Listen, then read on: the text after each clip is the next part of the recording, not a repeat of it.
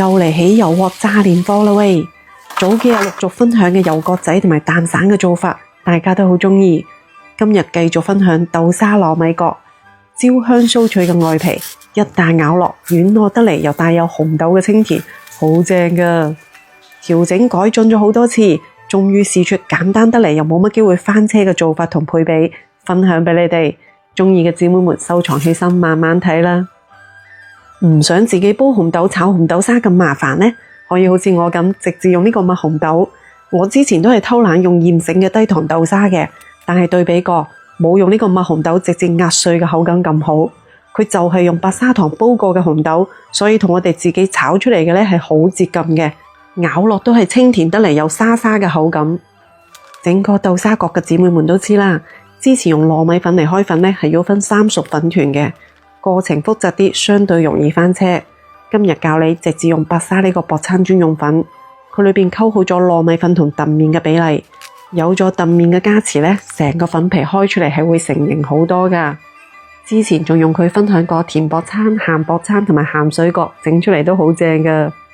我呢度加咗100克嘅白砂糖，倒入300毫升啱啱煲滾嘅滾水，一邊倒就一邊撩。水呢，建議你唔好一次過倒晒落去。上下浮動5到10毫升係正常㗎。趁熱戴住對手套，將佢搓成咁樣軟硬適中光滑嘅麵團。跟住加入40克嘅粟米油或者係豬油，加油入去呢，就係為咗增加麵團嘅延展性嘅。將啲油搓晒入去之後呢，用個保鮮膜封好，防止佢風乾開裂。包嘅時用幾多就搣幾多，剩翻嗰啲都要順手用保鮮膜封好。我呢度每個大概係28到30克嘅麵團，搓完撳扁之後呢，放入啲餡料，收口將佢捏緊捏實。你照住嚟開呢個粉皮呢，佢嘅延展性同埋黏性都好好噶，所以包起身嚟係好簡單噶。包成咁樣大餃子嘅形狀，鎖邊嘅話呢，就個人鍾意嘅啫。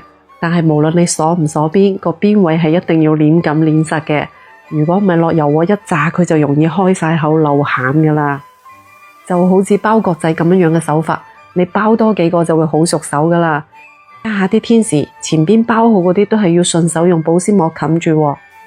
油溫呢，大概係160度左右，你放對木筷子落去，見佢出咁樣嘅大泡泡，溫度就差唔多噶啦。炸糯米角呢，啱啱開始佢容易黐埋一齊嘅，所以千祈唔好貪多，盡量要分散啲擺落去。全程中細火慢炸。幾分鐘之後呢，佢自己會浮起身嘅，跟住要勤力啲翻面，等佢受熱均勻。糯米角炸出嚟呢，佢係會脹卜卜噶，所以你唔好心急用大火嚟炸，如果唔係好容易爆晒口噶。全程大概5-6分鐘，見到佢係咁樣淺金黃色就要撈翻起身啦，因為餘溫會令到佢變得更加深色噶。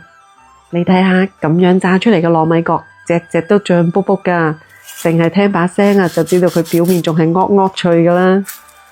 焦香軟糯嘅外皮，一啖咬落去呢，又有蜜紅豆清甜得嚟沙沙嘅口感，好正噶。講得咁詳細都睇到呢度咯，點個讚鼓勵下，你都嚟試下啦。評論區等你嚟交功課。